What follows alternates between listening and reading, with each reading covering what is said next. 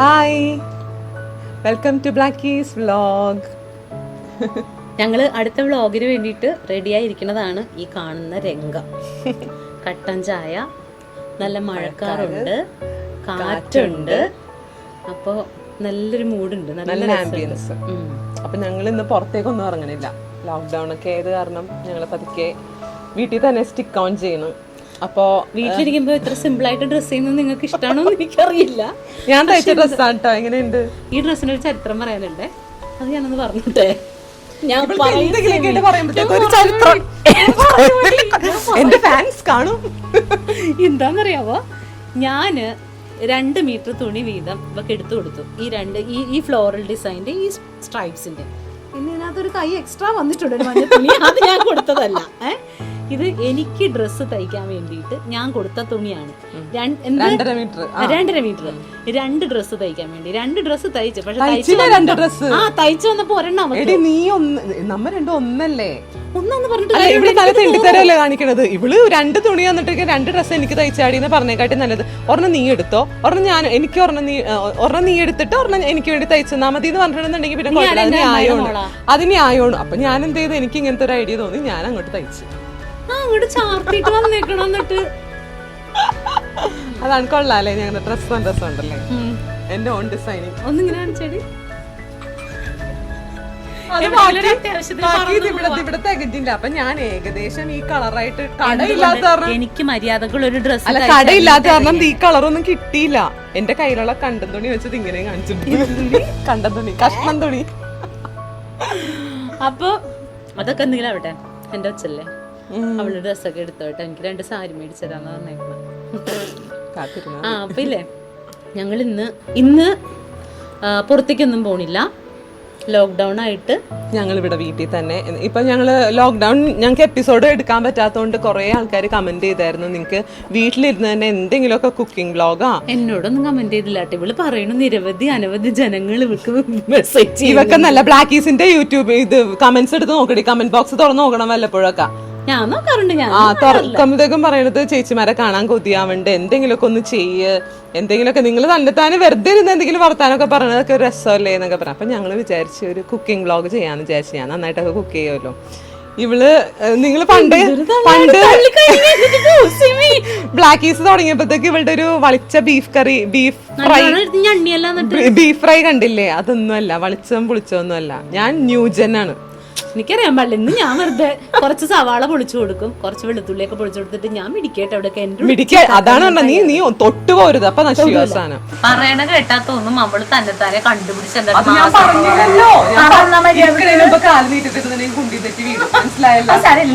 ഞാൻ തെറ്റി വീണോ. എന്റെ ഒരു ഫ്രണ്ട് ഒരു യൂട്യൂബ് ചാനൽ തുടങ്ങി എന്ന് പറഞ്ഞിട്ട്, അവളുടെ ഒരു സൂപ്പർ ഡിലീഷ്യസ് ഒരു ചിക്കന്റെ ഒരു വിഭവമാണ് ഞാനിപ്പോ ഉണ്ടാക്കാൻ. അത് കണ്ടിട്ട് നല്ല കിടുവാണ് കേട്ടോ. പക്ഷേ അതെങ്ങാനും സിമി അതുപോലെ വന്നില്ലെങ്കിൽ അപ്പൊ നമുക്കിത് ഉണ്ടാക്കാം കേട്ടാ.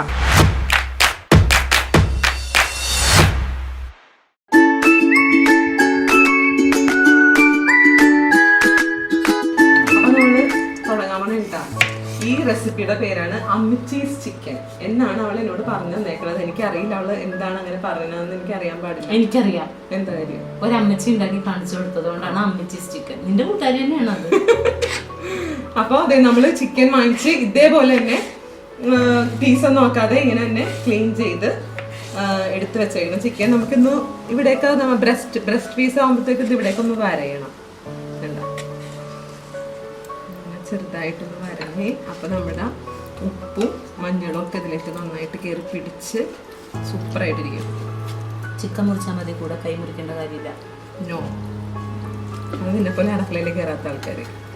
നിന്റെ പിടുത്തം കണ്ടാലും അറിയാം, ഇഷ്ടം പോലെ അടുക്കളയിൽ കയറുന്ന ആളാണ്. എന്റെ തക്കാളിയിലോട്ട് ആ ചിക്കനെ കൊണ്ടുവന്നിടല്ലേ, മാറ്റാനാട്. ഞാൻ അരിയണ സ്ഥലത്ത് നീ കൊണ്ടുവന്ന് വെച്ചിട്ടല്ലേ. ഓ, അതിനെ കായം കഴുത്തി കളഞ്ഞു.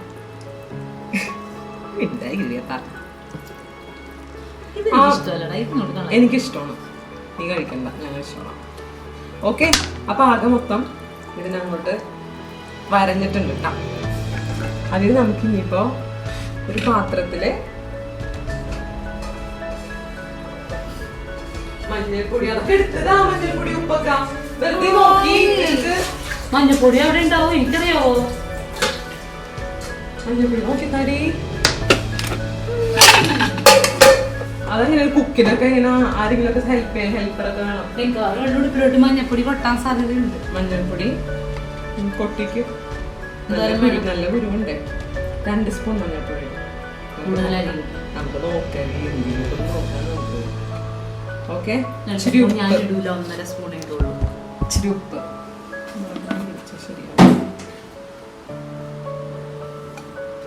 ഇതൊക്കെ നമുക്ക് ആവശ്യത്തിനാണ് കേട്ടോ. ഉപ്പ് ഇവിടെ വന്ന് വിനാരി കൊണ്ട് വിനാരിയാണെന്ന് നിന്നോട് ആരെങ്കിലും പറഞ്ഞ കണ്ടാ നശിപ്പിക്കാൻ വേണ്ടി നശിപ്പിക്കാൻ വേണ്ടി വന്നേക്കുന്നത്. പിന്നെ അപ്പൊ നമ്മളിപ്പോ എന്തൊക്കെയാന്ന് ചെയ്തത്? മഞ്ഞൾപ്പൊടി, ഉപ്പ്, പിന്നെ ഒരു ചെറുനാരങ്ങയുടെ നീര്. മഞ്ഞൾപ്പൊടി, ഉപ്പും ചെറുനാരങ്ങയുടെ നീരും കൂടി നല്ലോണം മിക്സ് ചെയ്തിട്ട് പിന്നെ അങ്ങോട്ട് തേച്ച് പിടിക്കും.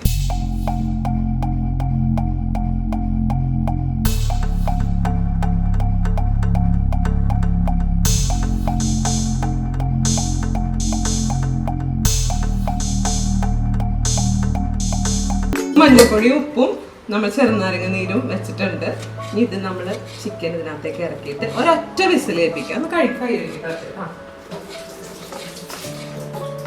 ചെറുതായിട്ടൊന്ന് വേവിച്ചെടുക്കാം. ഒറ്റൊരു വിസിൽ കേൾക്കുമ്പോഴത്തേക്കും. ഇതില് വെള്ളമൊന്നും ഒഴിക്കേണ്ട ആവശ്യമില്ല കേട്ടോ. വെള്ളം തന്നെത്താനും ചിക്കനിൽ ഇറങ്ങി വന്നു. അതെല്ലാവർക്കും അറിയാവുന്ന കാര്യമാണ്. ചിക്കൻ ആരും വെള്ളം ഒഴിക്കാറില്ല കുക്കറിലൊക്കെ. ഇല്ല, ചില ആൾക്കാരൊക്കെ ഒഴിക്കും. അതിനെ പോലെ ബോധമില്ലാത്ത എന്നെ മറിച്ചിടുവോ? എന്താ വേണ്ടത്? ലൈറ്റർ ഭയങ്കര കണ്ടുപിടുത്തപ്പോ ചിക്കന് വെള്ളം ഒഴിക്കേണ്ടാവും. നമ്മളിപ്പോ ഒരു വിസിലേൽപ്പിക്കാൻ പോവാണേ. ഒരു ചിക്കൻ ആണെന്നുണ്ടെങ്കിൽ ഒരു 8 സവാള, അതിൽ 4 എണ്ണം നമ്മൾ ഫ്രൈ ചെയ്തിടും, 4 എണ്ണം നമ്മൾ കറി ഉണ്ടാക്കുമ്പോഴത്തേക്കും താളിക്കാൻ വേണ്ടി ഇടും.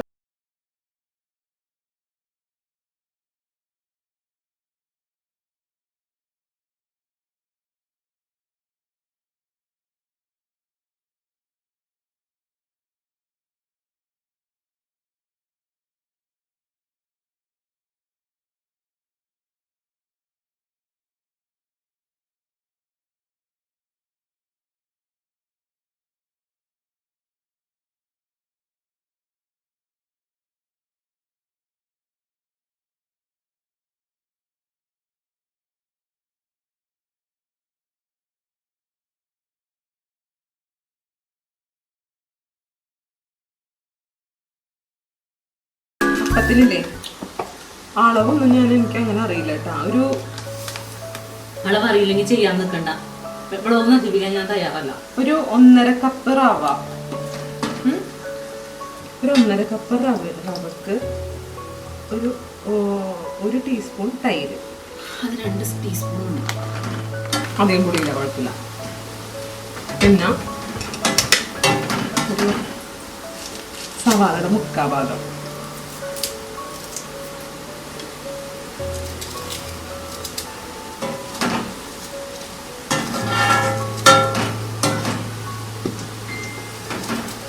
ഇത്രയും പിരിഞ്ഞാൽ മതിയാ? ബ്രൗൺ ആവണം. പിന്നെ കുറച്ച് തേങ്ങ ചെറിയത്, ഉപ്പ്. സവാള ബ്രൗൺ കളറായി വരുന്നു. ഏതാനും നിമിഷങ്ങൾക്കകം സവാള. പാത്രങ്ങളൊക്കെ എടുത്തു വെക്ക് വാരാനായിട്ട്. അറിയാൻ പറയണ്ട. ബ്രൗൺ എന്നിട്ട് പിന്നെ കരിഞ്ഞു എന്ന് പറയും. ഇച്ചിരി വെള്ളം പറയും. 1.5 കപ്പിന് 1.5 കപ്പ് റവക്ക് ഒരു 3/4 കപ്പ് വെള്ളം. ദോശയുടെ പാകം.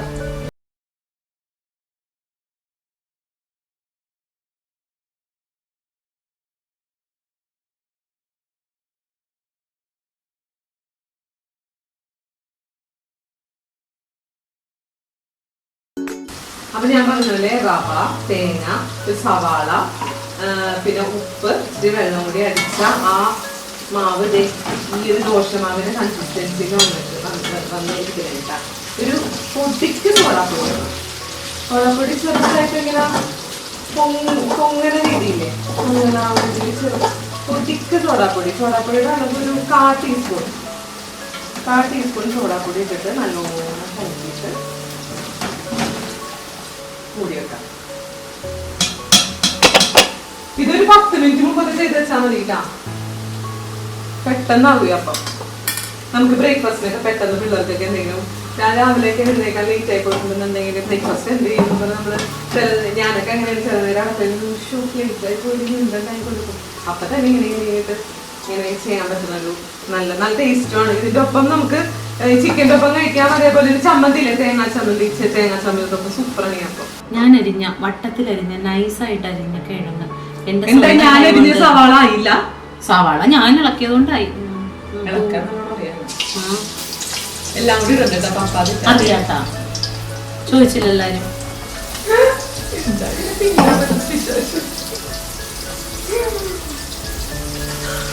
കിഴങ്ങായതുകൊണ്ട് 2 പ്രാവശ്യമായിട്ടിടാം. എനിക്കാണെങ്കിൽ നല്ല ഉറക്കം വന്നിട്ട് ഒന്നും ചെയ്തു തരില്ല എന്ന് പറഞ്ഞിട്ട് ഇപ്പൊ ഫുള്ള് ജോലിയും എന്നെ കൊണ്ട് ചെയ്യിപ്പിക്കണം.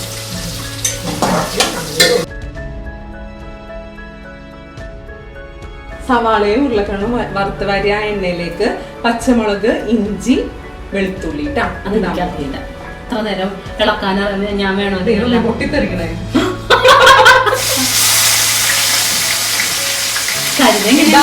ഇളക്കണം. ആ ഇളക്കടിഞ്ഞു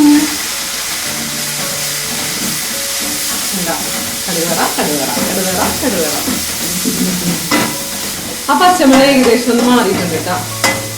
ബാക്കിയുള്ള സവാള, ബാക്കിയുള്ള കണ്ടമുണ്ട് എറിഞ്ഞ സവാള, സിമി എരിഞ്ഞ കണ്ടമുണ്ട്.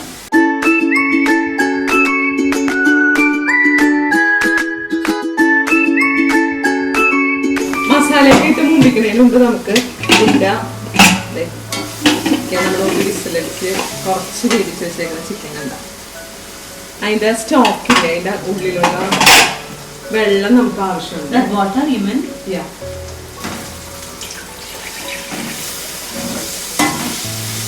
ഇത് നല്ലോണം മൂത്തിട്ടുണ്ട് കേട്ടാ.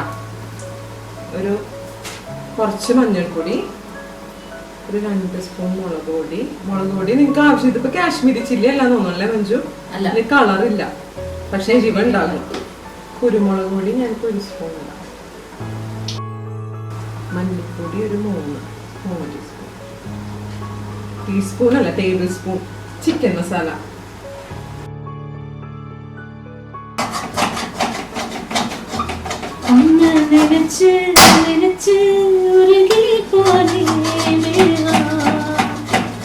അതൊന്ന് മൂത്ത മണം പോകും, ഒരു പച്ചമണമൊക്കെ പോയി.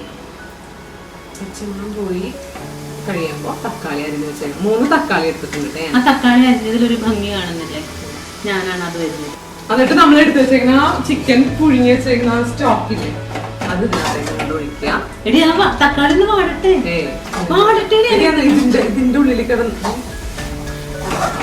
ആരതിലുള്ള കുക്കാരും സിമി മാർഗരറ്റ് സിമി ഇച്ചിരി ഒഴിച്ചാൽ മതി. നമുക്ക് നോക്കിയിട്ട് ഒഴിക്കാം. ഇതിലിവിടെ പറഞ്ഞാൽ ഞാൻ ഉപ്പ് ഇട്ടിട്ടില്ല, ടാപ്പ് വേണ്ടി വരും കുറച്ചും കൂടെ. ഓക്കെ, എണ്ണ കഴിഞ്ഞിട്ടുണ്ട്. എണ്ണ കഴിഞ്ഞ് കഴിയുമ്പോ എണ്ണ കഴിഞ്ഞ് കഴിയുമ്പോൾ സിമിനെ പിടിച്ചാൽ നന്നായിട്ട് ഇട്ടിട്ട് നോക്കി പൊരിച്ചിരിക്കണം. ഒരു പിഞ്ച് പെരിഞ്ചീരകം, പിന്നെ മല്ലിയില, പുതിനല കേട്ടാ. ഞാൻ ഇവിടെ പുതിനല കിട്ടിയില്ല. പിന്നെ നമ്മൾ ഈ വറുത്ത് വെച്ചേക്കുന്നതും കൂടി ഇതിനകത്തേക്ക് തട്ടിയിടാം കേട്ടാ.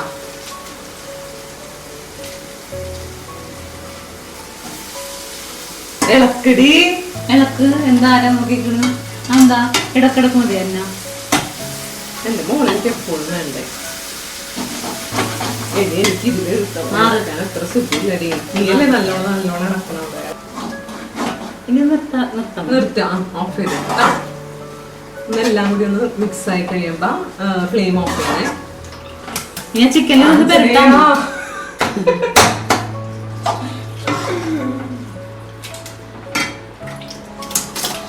ഇനി ഞാൻ ഇതില്ലത് അവിടെ പോയിട്ട് കസേരയിൽ കാലുമേ എന്റെ മോള് വന്നിട്ട് നീ അവിടെ പോയിട്ട് ഞാൻ വെട്ടി വെച്ചാ ഇതില്ലേ അതെടുത്ത് വാട്ടിയെടുത്ത് വാഴയില ആരടി താഴ്ത്തി പിടിച്ചു തന്നത്? വാട്ടിയെടുത്ത് വാട്ടാൻ എനിക്കറിയാൻ പാടില്ല.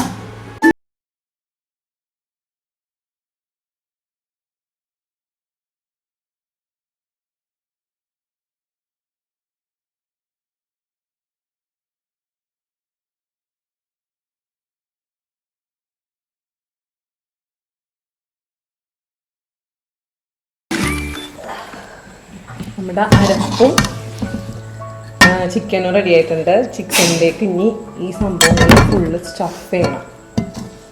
അതിന് വേണ്ടി കുറച്ച് അരപ്പെടുക്കും. നമുക്ക് ഇങ്ങോട്ട് വെച്ചിട്ട് അരപ്പ് പൊറോട്ടയുടെ കൂടെ തിന്നാൻ നല്ലത്. എന്താണെന്ന് പറഞ്ഞല്ലോ ചേച്ചി. ഇളക്കിയത് ആരാണ് മോനെ? കുഞ്ഞിക്കുട്ട. ചെറിയ സ്പൂൺ വേണം. മുട്ട പുഴുങ്ങിയത് ഇത് ഓപ്ഷണലാണ് കേട്ടോ.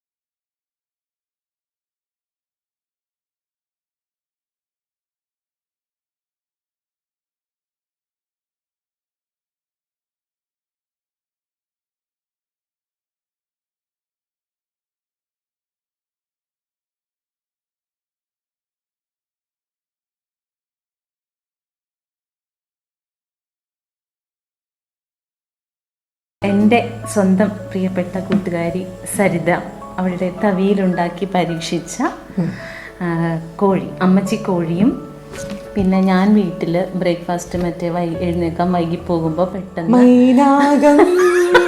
പെട്ടെന്നുണ്ടാക്കുന്ന റവ മിക്സ്, അതെന്തൊക്കെയാണെന്ന് പറയാവോ? അതെ, എനിക്കും എന്റെ പ്രേക്ഷകർക്കും അറിയാം കേട്ടോ. ഒരുപാട് പ്രേക്ഷകർക്ക് മനസ്സിലായിണ്ടാവും ആരാണ് എന്തൊക്കെയാണ്. ഇവിടെ റെഡി ആയിരിക്കാണ്.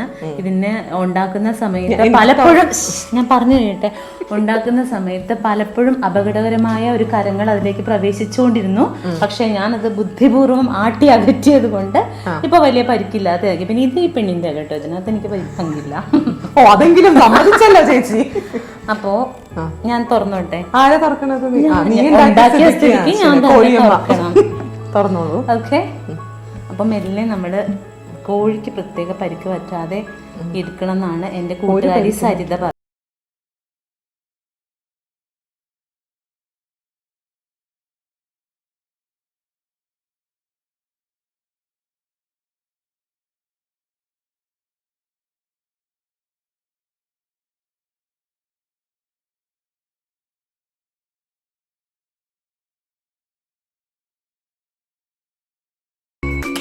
ഇവിടെ പറഞ്ഞപ്പോഴത്തേക്കും സത്യമായിട്ട് ഞാൻ വിചാരിച്ചത് ഇതിങ്ങനെ തന്നെ ആയിത്തീരുന്നു.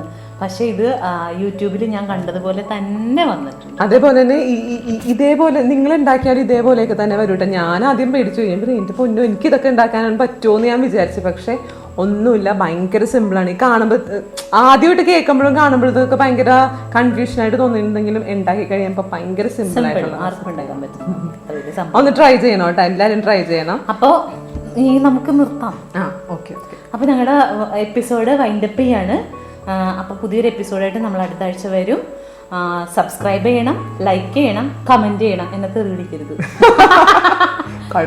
അപ്പൊ ഞങ്ങൾ ഈ കോഴീനെ ചിന്ന ഭിന്നമായിട്ട് തിന്നാൻ പോവാണ്. ഇതിന്റെ ഉള്ളിലോട്ട് 2 കോഴിമുട്ടയും പോയിട്ടുണ്ട്. അതിന്റെ അവസ്ഥ അയ്യോ, അത് ഇവിടെ മുട്ടയ്ക്ക് ഇരിപ്പുണ്ട് കേട്ടാ. അപ്പൊ ടാറ്റാ, ബൈ.